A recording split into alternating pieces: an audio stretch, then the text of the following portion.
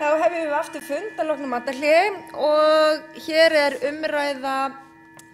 fjórða lið á dagskrá, umræða samning og samskipti við íþróttafélög og málshefjandi borgarstjóri. Forseti ágæta borgarstjórn. Nú þegar aðalfundur ÍR hefur samþykkt samning sem hefur verið all lengi til undirbúnings, við hæfi að fara yfir það hvernig hefur gengið að vinna úr samstarfi við íþróttafélög á undanförnum misserum, en eins og margir þekkja að þá voru fjölmargir stórir íþróttasamningar gerðir á árunum 2007-2008 sérstaklega og þeir áttu það sammerkt að samantalið þetta var einhvern tímann reiknað fyrir blaðamann Fréttablaðsins lögðu þessi samningar sig líklega á 10 milljarða og íþróttahreyfingin í Reykjavík á hróskilið fyrir það að í kjölfar hrunsins að þá voru forsvarsmenn félaganna allir sem einn eða vel flestir allavega tilbúnir til þess að horfast í augu við nýja stöðu og fresta eða breyta, og borgin hefur á undanförnum árum í raun endursamið eða samið sig frá öllum þessum samningum, kannski nema einn sem framsamningurinn, tengist Úlfarsárdal og Grafarholti og til umfjöllunar hér undir sérstökum lið. En ef við rekjum nýjustu atburði að þá var gengið frá samningi fjárfestingu í innviðum fyrir íþróttir og æskulýðsstarf í Breiðholti við ÍR nýverið. Hann felur í sér það að eldri samningur frá 2008, honum vikið til hliðar, og eldri samningur, viðbótarsamningur frá 2014 frekar en 2013 einnig. En samkvæmt nýja samningnum að þá verður haldið áfram með Frjálsvöllin sem hafist handa við á svæðinu í Mjódd. Þar verður byggt keppnishús fyrir inni boltaíþróttir og jafnframt það sem hefur verið kallað hálft knatthús eða svona æfingaknatthús. Í Efra Breiðholti verður síðan fundinn staður fyrir fimleikahús og þannig komin mjög öflug umgjörð, innviðir og helsta þjónusta sem ætti að geta stutt við það markmið sem leiðarljósið í þessari samningsgerð að auka þátttöku barna og unglinga í skipulögðu íþrótta- og æskulýðsstarfi í öllu Breiðholti.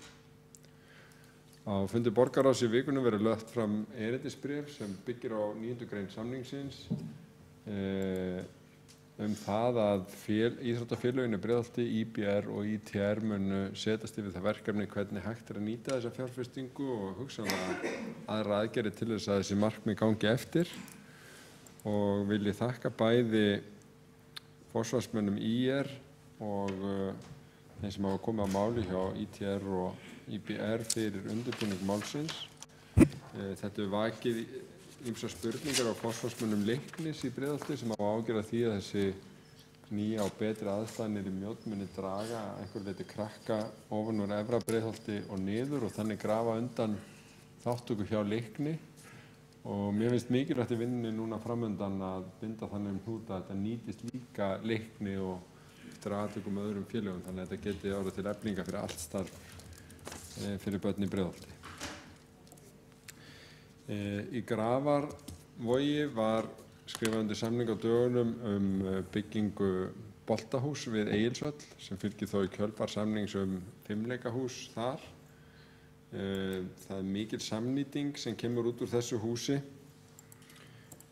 við ekki bara Fjölni og Egilsvöll heldur Borgarholtsskóla, og þessi samningagerð dróst í 2 ár vegna fullkomins áhugaleysis menntamálaráðuneytisins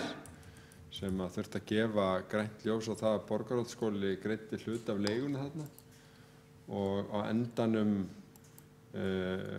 var ekki lengur beðið eftir frekari svörum frá ráðuneytinu heldur gekkst Borgarráðsskóli sjálfur í ábyrgð fyrir sinn hlut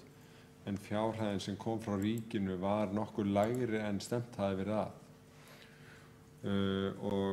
Þetta var nokkuð merkilegt í ljósi þess að forsvarsmenn félagsins hafðu margoft átt fundi með menntamálaráðherra málið og þrýst á það eftir alls konar leiðum, en allir sem hafa komið að þessu máli voru sammála að það væri mikil tækifæri bæði fyrir Borgarráðsskóla en ekki síst Fjölni og börn og ungmenni í hverfinu sem fælust í þessum samningi. Það má reyndar segja varðandi fimleikahúsið í Grafarvogi að það eiginlega erkidæmi það hvernig innviðafjárfesting í íþróttum í þessu tilviki tengt fimleikum og þar með oft stúlkum að því að þær hafa ríkar áhuga á fimleikum heldur en drengir hefur nýst til þess að auka þátttöku sem var fyrir býsna mikil en mjög mikil núna hjá báðum kynjum í íþróttum í Grafarvogi. Og eins í þessu tókst frábært samstarf við Fjölni og ITR forustan og Ómar Einarsson hefur verið alveg ómetanlegur í þessari samningagerð allri. Það eru síðan nokkrir hópar sem að störfum sem að tengjast verkefnum af svipuðu tagi. ITR og Skrifstofa eigna- og atvinnuþróunar fengu umboð á dögunum til þess að semja við íþróttafélagið Fylki í Árbæ á grundvelli erindis frá Fylki sem að sent var borgarráði í Hverfavikunni í upphafi þessa kjörtímabils. Nú liggur fyrir hverfiskipulag og drög að deiliskipulagi fyrir gamalt æfingarsvæði félagsins við Bæjarháls, milli Bæjarháls og Hraunbæjar, þar sem byggja má allnokkuð af íbúðum og hefur félagið léð máls á því að gefa þetta svæði eftir en setja í staðinn gervigras og aðalleikvang sinn og ég á ekki von á öðru en að þessum viðræðum mun ljúka farsællega á næstunni en haldast þannig hendur við deiliskipulagsmálin vegna íbúðaruppbyggingarinnar. Af öðrum slíkum hópum að þá má nefna að í Hverfavikunni fyrir Vesturbæ kynnti KR-inga framtíðarsýn sína fyrir Frostaskjól sem bæði skýr en felur líka í sér ákveðna íbúðaruppbyggingu í jöðrum þess svæðis og borgarráð hefur sett niður sameiginlegan hóp aðila til þess að fullkanna þessar hugmyndir. Þær hafa þegar verið kynntar bæði á opnum fundi borgarstjóra en líka á sérstökum fundum sem KR hefur staðið fyrir innan eigin raða og ekki annað að skilja en að þessu hafi verið mætt með býsna jákvæðum huga í hverfinu. KR-ingar undirrituðu líka sérstakt samkomulag aukna samvinnu við Gróttu og Seltjarnarnesbæ á dögunum samstarfi í fleiri greinum í tengslum við það að borgin og Seltjarnarnes undirrituðu samning þar sem að borgin borgar hlut af leigu við nýtt og stærra fimleikahús sem á að nýtast Gróttu en Grótta sinnir ekki bara börnum á Seltjarnarnesi heldur yfir 400 börnum úr Reykjavík í sínu fimleikastarfi. Þannig að þetta ágætis dæmi mál þar sem horft fram hjá landamærum og verður mikið lyftistöng fyrir í vesturhluta borgarinnar. Í borgarstjórn höfum við fjallað síðan verulega oft ýmsa samninga sem hafa gerðir í tengslum við uppbyggingun og Hlíðarenda. Þar á samkvæmt samningi ekki bara rísa íbúðarhúsnæði eins og kunnugt heldur líka vellir og knatthús sem þá greitt af uppbyggingunni þar að öðru leyti. Og þau áform virðast nú vera að ganga eftir og Valsmenn eru búnir að fjármagna húsið að mörgu leyti eftir því sem að ég kemst næst og gætu tíðindi að vera að vænta þar á næstunni. Þróttarar hafa verið í viðræðum við borgina vegna þess að Laugardalshöllin, sem er þeirra aðal inniaðstaða, er stundum teppt vegna sýninga, íþróttamóta og landsfunda öllum til ama, og hafa verið að sækja á það að komi verið til móts við þetta, og í hópi sem hefur verið að skoða ýmsa þjónustu bæði á sviði menningar og íþrótta í tengslum við uppbyggingu í Vogunum og Vogabyggð, að þá hefur verið hugað að þessu. Þess má reyndar geta að KSÍ hefur verið með býsna stóru áform varðandi breytingar á Laugardalsvellinum sjálfum, keppnisleikvangnum. Í sumum af þeim útfærslum er gert ráð fyrir keppnisaðstöðu fyrir handknattleik og körfuknattleik á landsvísu, þannig að, og sýningarhald og svo framvegis, þannig að kannski munu þau mál eitthvað skýrast á næstu vikum. Það er nú ársþing KSÍ framundan, en þessi mál varðandi Laugardalinn, Þrótt og líka þá íþróttamál skólana hafa verið til töluverðar skoðunar að undanförnu. Það hefur líka verið rætt töluvert við Víking. Það tengist viljayfirlýsingu sem gefin var í tengslum við 100 ára afmæli félagsins. Það voru að vísu mjög ákveðnir og margir raunar fyrirvara við þá viljayfirlýsingu, en hún gekk út á það að Víkingur gæti þróa sig yfir á svæði þar sem gróðrarstöðu Mörk hefur verið með aðstöðu, og þessi mál hafa ekki verið botnuð en verið til töluverðar umfjöllunar milli borgarinnar og félagsins. Við erum líka með í farvegi deiliskipulag fyrir Fossvogsdalinn í heild sinni. Þar er ætlunin að skilgreina hvar framtíðarsvæði fyrir sundlaug, sameiginlega sundlaug í Fossvogsdalnum sem að greidd yrði af Reykjavík og Kópavogi, hvar hún eigi að vera staðsett, og ég vona að það komist botn í það áður en of langt líður. Af sundlaugamálum er það er svo næst að útilaug við Sundhöllina verður opnuð í haust, og vonandi hafist handa áður en of langt líður í Úlfarsárdal, en þar eru íþróttamálin óleyst. Það er að segja að liggur fram býsna sterk sýn á íþróttamannvirki í Úlfarsárdal og fyrir Grafarholt líka á grundvelli samninga við knattspyrnufélagið Fram, en það verður ekki tekist að klára þá samningagerð eins og þekkt er, og það mál er raunar hér sér dagskrárliður á eftir. Síðast en ekki síst má nefna síðustu áramót og gildi nýr samningur við Íþróttabandalag Reykjavíkur, sem er sameiginlegur vettvangur íþróttafélaginu í borginni stuðning borgarinnar við félagin vegna rekstra eigin mannvirkja, aðgengi að borgarmannvirkjum, íþróttastarf og svo framvegis. Það er líka kveðið á hlutverk félaganna við að tryggja sem jafnast aðgengi að íþróttum og barna- og unglingastarfi, og ég held að það sé mjög mikilvægt núna þegar við vorum að hækka frístundakortið úr 35.000 í 50.000 per barn, að þessi umræða sé tekin vandlega innan íþróttahreyfingarinnar til þess að hækkun frístundakorts leiði raunverulega til þess að fleiri börn hafi aðstöðu til að stunda íþróttir, en þetta leiði ekki beint til hækkunar og gjöldum. Hér var auðvitað stikla á stóru, en ég held að þetta endurspegli það góða samstarf sem borgin á við íþróttahreyfinguna í borginni. Það mætti auðvitað ýmislegt annað nefna varðandi félög sem eru með bæði færri greinar og tengjast þessu. Einhvern tímann las ég að það væru 77 íþróttafélög í borginni í ýmsum greinum, en auðvitað eru þessi félög sem ég rakti hér áðan hverfisfélögin og langstærst. Þá hefur borgarstjóri lokið máli sínu og borgarfulltrúi Kjartan Magnússon næstur á mælendaskrá.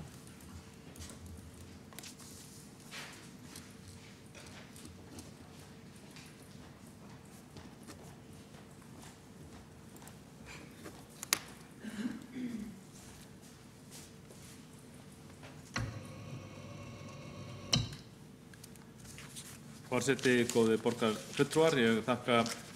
borgarstjóra fyrir yfirferð hans samninga og samskipti við íþróttafélög í borginni. Þessi mál mættu gjarnan koma oftar til umræðu hér í sal borgarstjórnar og ég verð að segja eins og að mér finnst svona í það heila tekið þá hefur þessi meirihluti ekki sýnt íþróttamálum nægan áhuga og maður sér hins vegar núna því að það kannski nálgast kosningar þá vaknar meirihlutin af þyrnirósa svefni og setur kraft í þessi mál sem snýst að miklu leyti að uppfylla gamla samninga og það sjálfsögðu gott að menn vilji standa við samninga. Það alveg rétt sem borgarstjóri sagði að margar af þeim framkvæmdum, þó ekki allar, en margar af þeim framkvæmdum sem eru nefndar hér eiga rót sína að rekja til eldri samninga og sumra jafnvel mjög gamalla og það hafði vissulega heyrst hljóður horni hjá íþróttafélögum í borginni, til dæmis þegar að borgarstjóri notaði það mjög mikið í málflutningi óskylt mál hér á síðasta sumar og haust að ríkinu bæri að standa við gerða samninga. Þá heyrði maður frá þessum mörgum íþróttafélögum að borginni bæri að sjálfsveitni að gera það gagnvart íþróttafélögunum. En það alveg rétt, það voru ýmsir samningar í gangi og þannig hefur það verið og borgarstjóri sagði að hér hefur verið gerðir samningar 2007 til 2008 og samantali hefur þeir kannski verið andvirði upp á 10 milljarða króna eða svo og það má að minnsta kosti ljóst að þessi samningar voru dýrir, ég man ekki nákvæmlega töluna, en það verður líka að fylgja með sér sögu að þetta ekkert, þessa samningsgerð má ekkert bara rekja til árana 2007 og 2008 heldur líka töluvert lengra aftur í tímann. Til dæmis samningu við Fram sem var aðeins komið inn á að sá samningur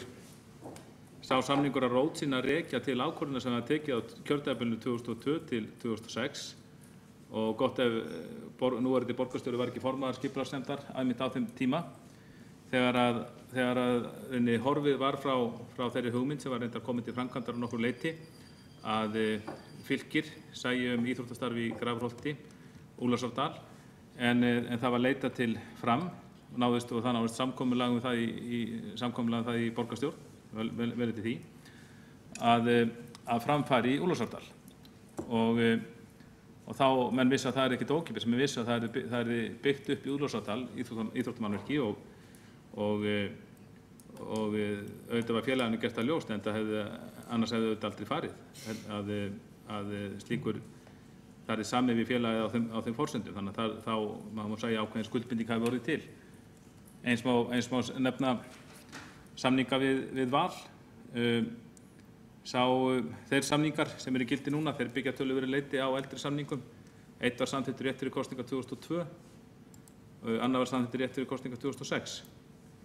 Því sama má segja IR. IR-samningurinn frá 2008, hann byggðist á eldri skuldbindingu eða samkomulagi sem var frá árinu 2005 eða 2006 ef mann rétt. Þannig að svona hafa vinnubrögðin verið og þess vegna held ég að það sé hæpið að nefna einhver sérstök ártöl í þessu samhengi en hitt svo orðið rétt að í kjölfar hrunsins þá var ljóst að samningarnir, það yrði byggð á því að ýmsir þeir yrðu virkjaðir og það var reynt að fresta þeim eins og hægt var og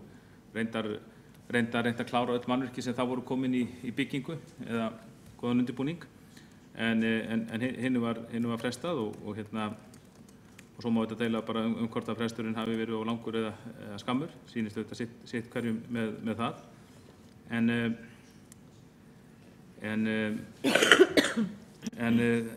þegar maður telur þetta allt saman þá sjáum við það að smám saman þá hefur verið að bæta aðstöðu til íþróttaiðkunar í borginni og rauninni það sama hvað skref í stígum að í hvert sinn sem nýtt hús eða nýr völlur er tekin í notkun þá er það regla frekar en undantekning að það eykur íþróttaáhugann í viðkomandi hverfi og til dæmis fimleikahúsin gott dæmi um það að í hvert sinn sem við sjáum þetta mjög vel í fimleikahúsunum að það oft jafnvel bara tvöfaldast þáttakan í viðkomandi íþróttakerfi bara við að fá hús sem þetta skiljanlegt í sjálfu sér. Nú, já, við ræðum þessi frammál kannski betur hér á eftir og við sjáum það er rétt sem borgarstjóri sagði að það er undir sem Fjölnir nú að sjá á sínum málum að það má að miklu leyti byggja á samningi sem var gerður 2007 og ég held að við sjáum það nú og viðurkennum að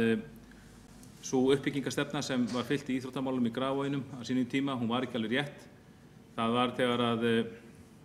þegar svona seinni hluti Grafarvogsins var í uppbyggingu á tíma Erlistans, þá var ákveðið sennilega í sparnaðarskyni að byggja lítil íþróttahús sem kallaði lítil skóla íþróttahús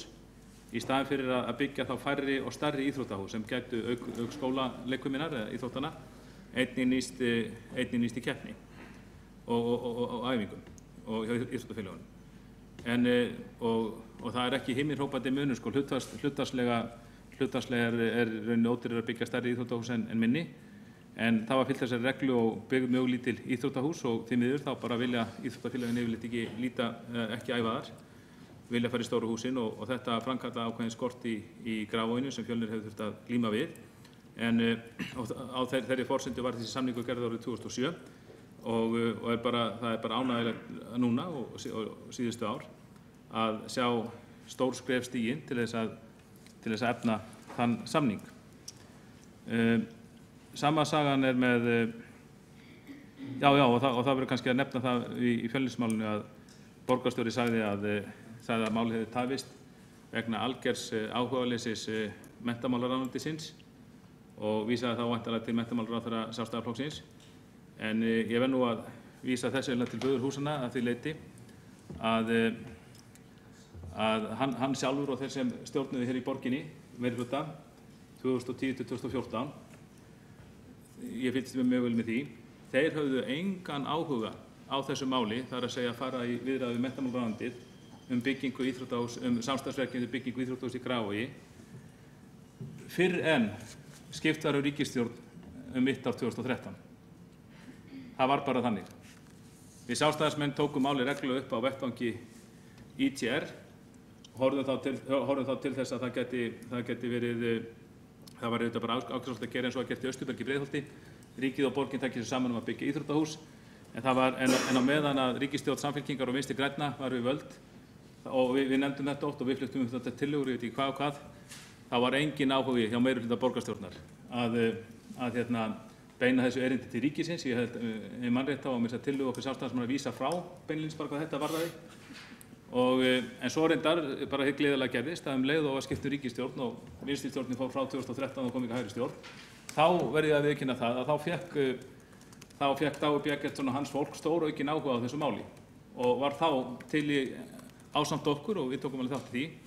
að gera kröfugerð á að beina því til menntamálaráðherra að fara í þetta slíkt samstarfsverkefni og ég get alveg tekið undir það, ég hef alveg viljað að þetta tekið skemmri tíma. En eins og ég segi, kannski hefði þetta gengið betur ef að menn hefðu verið tilbúin að fara í málið af fullum krafti og því hvað ríkisstjórn satt í landinu. Fylkismálið, það var farið ágætlega yfir það og ánægjulegt að ef það verður niðurstaðan eins og borgar ákvað að taka jákvætt í erindi Fylkis á sínum tíma fyrir 2 árum ef ég man rétt að Fylkir gefi eftir svæði við Hraunbæ og Bæjarháls og það fari gervigas á aðalvöllinn, en það er ýmislegt fleira sem Fylkir vill gera og hefur fært rök fyrir því að þau þurfa að bæta aðstöðuna frekar þessu hverfi og þá veltir maður fyrir sér að við sjáum að þessar lóðir munu seljast til verulega upphæð og maður veltir því fyrir sér bara að það verði ágætt að heyra frá borgarstjóri hvernig samninga verið að ganga og hvort að það séu fyrir frekari framkvæmdir þá í krafti þeirra fjárhæðar sem fæst fyrir lóðina heldur en að nýjan gervigrasvöll fyrir keppnisíþróttir og æfingar á fylkissvæðinu. Og þá dettur mér í huga að það væri til dæmis sagt að klára stúkumálið svonefnda, en það náði ekki nokkur átt að það hafi verið byggðar ýmsar stúkur hér í borginni fyrir tilstyrk borgarinnar og yfirleitt er þess að gamla hefðin var svo að það voru styrktar 80% af borginni og svo í seinni tíð 100% eða fullu, en ég man ekki nákvæmlega töluna, það er mun lægri kostnaður mun lægri styrkur sem fylki fekk til að byggja sína stúku og auðvitað færi vel á því að fylkir nyti jafnræðis á öðrum félög og þetta væri styrta mjög miklu leyti, 80% leyti eða jafnvel fullu leyti. Og svo það sem sagt IR-samningurinn, hann hefur verið samþykktur, var samþykktur með atkvæðum allra flokka og bara allt gott hann að segja. Það er verið að efna mitt samning sem var gerður 2008 og sá samningur byggði eiginlega á eldra samkomulagi þannig frá 2005. Þó það hafi alltaf bæst í svona eitt hús í rauninni í hvert skipti sem málið hefur verið tekið upp í borgina, ágætis ávöxtun í sjálfu sér. En það hefur verið sýnt fram á það að það er þörf fyrir þessi mannvirki og það hefði mátt ganga frá samningi fyrr, en okkur fannst það verður þó að segjast eins og að við teljum að það hefði verið mun betra að fara að sælla að það hefði verið að ganga frá slíkum samningi við IR án þess að þetta tengdist lóðarúthlutun til bifreiðaumboðs þarna alveg við eða á IR-svæðinu.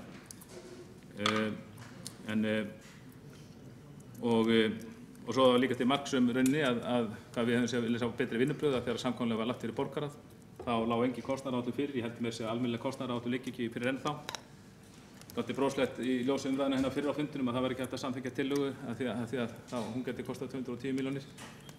og þrátt fyrir að upphæðin var nefnd.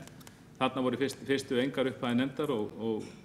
við Sjálfstæðismenn óskuðum eftir frestun málsins og báðum að fá að sjá kostnaðaráætlun, fengum kannski ekki fullkomna kostnaðaráætlun, fengum þó allan tölur á minnisblaði hvað það geti kostað. Og það er sjálfsög bara vöndu vinnubrögð átt að sjá því hvað hlutirnir kostar að það eru samþykktir. Þannig að þetta frestaðist sennilega meina viku út af því og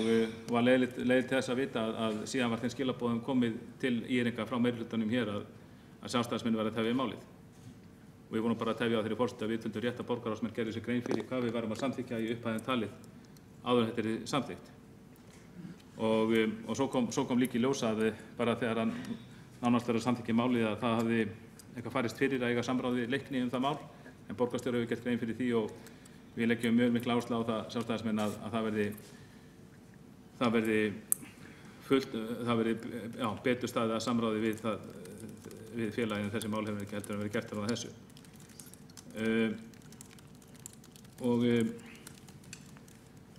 Síðan og við þurfum að koma að Leikni, við þurfum að rýna það auðvitað mjög vel, sjá til þess að þessi mannvirki sem rísi hjá IR þau nýtist Leikni. Þurfum að líka velta fyrir okkur viðbótarmannvirkjum hjá Leikni til þess að sjá til þess að það verið boðið upp á góða íþróttaaðstöðu í Efra Breiðholti, ekki síður en neðra Breiðholti og þessi íþróttamál þannig í hverfinu þarf auðvitað að rýna betur. Og það var komið inn á málefni Víkings og þar verið bara að segja að lýsa furðu minni á því að það skuli ekki ennþá verið búið að samþykkja viljayfirlýsinguna og vilyrði gagnvart Víkingi sem allir flokkar nema Vinstri grænir samþykktu í borgarráði árið 2008. Þar á meðan var núverandi borgarstjóri og samþykkti þessa yfirlýsingu eða vilyrði. Mér finnst það bara til skammar að það sé að verða liðið næstu í 10 ár eða 9 ár frá því að þetta var samþykkt og það skuli ekki vera einhvern veginn komið botn í það mál. Það mál bara var í góðum gangi þegar Sjálfstæðisflokkurinn var í meirihluta ásamt Framsóknarflokknum. Þá ætluðu svo sannarlega standa við gerða samninga, en svo voru eins og einhverjar vöflur kemur á menn þarna þegar var skipt meirihluta 2010 og það hefur ekki tekist að fá það einhvern veginn almennilega út úr meirihlutanum síðan að það verið staðið við þetta samkomulag sem er þetta mjög miður. Það á auðvitað að standa við samkomulag eins og standa við slíkt samkomulag. Þróttur, borgarstjóri bara lýsti því ágætlega hvaða málefni eru uppi hjá Þrótti og hvað þetta félag þarf og það auðvitað gott að ég leiti að þegar úrbætur koma þar sem auðvitað verður fyrir en síðar vonandi að það mun það nýtast skólunum í hverfinu, skólarnir, skólastjórar hérna í hverfinu, þeir vilja gjarna fá betra, stærri íþróttahús til þess að undir sína leikfimi kennslu og við sjáum það mjög vel þarna raunni, hvaða voru raunni mikil mistök einhvern veginn að þegar að Þróttur var fluttur í Laugardalinn, fluttist í Laugardalinn, að það voru miklu peningar settir í undir glæsilegt félagsheimili sem var þess að mjög dýrt en fyrir sömu mjög svipað upphæð hefði verið hægt að byggja íþróttahús og hafa það á þessum stað, það var félagsaðstöðu bara inn í því og Ármann, ég held að með ekki fjalla með þessi mál að fjalla Ármann hefur þetta orðið fyrir því að það hefur tvöfaldast ef ekki þrefaldast eða fjórfaldast jafnvel þáttakan þar eftir Ármann fekk sitt fimleikahús og Ármann er sérstakur því leyti að hans upptökusvæði þess félags eru þetta nánast í allri borginni og það félag hefur mjög knúið á að fá betri úrlausn, eitthvað svona stækkun eða eitthvað slíkt, allavega bætta aðstöðu. Og Valur, það er ýmislegt að gerast það og það var líka að fara bara ágætlega yfir það hérna hjá borgarstjóra. Það er mjög spennandi að sjá hvernig við þróum þau mál áfram og ánægjulegt að sjá gervigrasvöllurinn þar sem bara vegna sérstaka aðstæðna var ákjósanlegt að ráðast í þarna í fyrra. Ég held í munni þá tölur rétt að þeir hafi sagt við mig að við að fara úr venjulegu grasi yfir í gervigras það hafi notkunin á þeirra aðalvelli farið úr 70 klukkutímum á ári yfir í 2000 klukkutíma á ári. Það sýnir bara hvers konar töfrateppi þetta gervigras og bara yfirleitt en það þó mjög skiptar skoðanir það á meðan Íþróttafélagið Reykjavík hvort að menn vilja skipta út venjulegu grasi og fara í gervigrasið. Það er ljóst að fylki vitað og ég segi nú svo hugurum að flest félögin munu nú á einhvern tíma fylgja þar á eftir en kannski eins gott að ég skuli ekki öll hengt þetta í einu því að þetta er dýrt og það var ekki gott fyrir borgarsjóð að þurfa að punga út allir upphæðinni í einu. Nú og KR, því var líka ágætlega lýst hjá borgarstjóra hvað það er mikil þörf. Þetta nú að verða eitt helsta þéttingarsvæði borgarinnar og í Vesturbænum búa 16-17.000 manns og það er verið að tala um bara að þarna verði íbúum fjölgað 33%. Þarna verðum við að hafa það í huga, þarna verður innviða uppbyggingin að vera fyrir hendi. Því er ekki að dempa þetta byggð sem í sjálfu sér jákvætt ef að innviðirnir eru ekki í lagi. Þarna þurfum við bæði að huga skólamálunum og íþróttamálunum. Og því miður þá fór forgörðum mjög dýrmætt tækifæri varðandi Keilugrandarlóðina að það hefur ákveðið að taka Keilugrandarlóðina frá fyrir frekari aukningu íþróttastarfsemi. Það var ekki gert og búið að ráðstafa henni til fjölbýlishús og þá er verið að fara inn á svæðið hjá KR. Auðvitað er hægt að gera góða hluti þar og þetta eru mjög metnaðarfullar hugmyndir sem þeir hafa kynnt, það er rétt að borgarstjóra. En ég verður samt að segja það að mér finnst samt að verða að sjá þetta mjög takmarkað svæði KR þurfa að hluta til fara undir íbúðabyggð. Ég held að það sé ekki vanþörf á því að nýta allt þetta svæði undir íþróttamannvirki en félagið er kannski nauðbeygt til þess að búa til tekjur þarna með þessum eins og þarna er talað um. Og svo á lokum fimleikahús. Ég vil líka segja að ég held að við höfum fengið okkur töluvera gagnrýni fyrir það að fjármagna rekstur byggingu fimleikahús út á Seltjarnarnesi þegar hefði verið að byggja það miðsvæðis í Vesturbænum og það hefði verið meira í takt við samgöngustefnu borgarinnar ef að slíkt hús hefði verið byggt í Vesturbænum en ekki út á Seltjarnarnesi. Já, þá hefur Kjartan Magnússon borgarfulltrúi lokið máli sínu og næstu tekur til máls hæstvirtur borgarstjóri. Forseti, ágæta borgarstjórn. Ég vil nú þakka borgarfulltrúnum fyrir ágætis yfirlit. Kannski einungis tvennt sem ég vildi nefna, annars vegar varðandi málefni Fjölnis og það hvers vegna boltahúsið komst ekki á dagskrá fyrr en raun var, að það er að rekja til þess að Fjölnir braut það blað í Íþróttasögu Reykjavíkur að forgangsraða í þágu fimleika. Og aðalstjórnin taldi vegna biðlista og svo framvegis að fimleikahúsið ætti að vera fyrir forgangi og það var nú ekki vígt fyrir enn 2015 en ég vildi halda þessu til haga og bara ítreka það sem að vakti ekki bara furðu mína heldur annara sem að þessu máli komu, hvernig menntamálaráðherra og ráðuneyti dró lappirnar í því að koma að þessu máli sem að tafði það óþarflega. Varðandi spurninga borgarfulltrúans snéru að fylki og því hvort að lóðin eða æfingavöllurinn öllu heldur tengdist stúkunni að þá var stúkumáli sérstakt að því leyti að Fylkir lagði fram í raun tilboð til borgarinnar að borgin myndi borga 90 milljónir og það var sérstaklega sett inn í samningin að félagið myndi ekki óska eftir meiri fjármunum og þetta samkomulag hefur verið virt í raun á báðum aðilum. Æfingavöllurinn hefur aldrei verið svæði sem var formlega úthlutað til félagsins, heldur hefur það fengið að nota og borgin hefur borgað framkvæmdir og erindi lítur að því að gera breytingar á aðalleikvangnum, hugsanlega að setja þar upp flóðlýsingu til þess að nýtist líka yfir dimmasta hlutann, en þetta er nokkuð þröngt, nokkuð nálægt íbúabyggðinni, þannig að það mun meðal annars velta á því hvernig þeirri umsókn reiðir af í deiliskipulagi, hver niðurstaðan verður í því, en ég held ég muni rétt að það hefur verið á síðasta fundi borgarráðs sem að flóðlýsingin var auglýst í auglýsingu nema ef það væri þessari viku. Þá er borgarstjóri lokið máli sínu og ekki hafa fleiri hvert sér hljóð. Já, ætlar að koma upp í andsvör? Það er Kjartan Magnússon, borgarfulltrúi, beðið að taka til máls.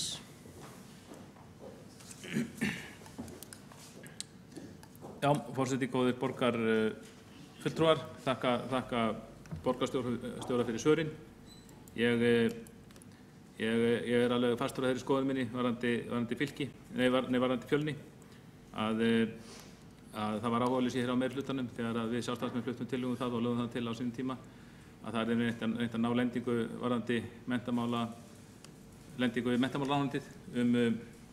boltahús. Það var alveg ljóst að þetta er boltahús í Grafarvogi en fimleikahús líka. Má jafnvel fara rök fyrir því eins og Reginn bauðst til á sínum tíma að það hefur verið mun ódýrara og hagkvæmara að byggja tvo sali í staðinn fyrir semja byggingu tveggja sala í einu. Það var ljóst að það var þörf fyrir á báða í staðinn fyrir að byggja einn og einn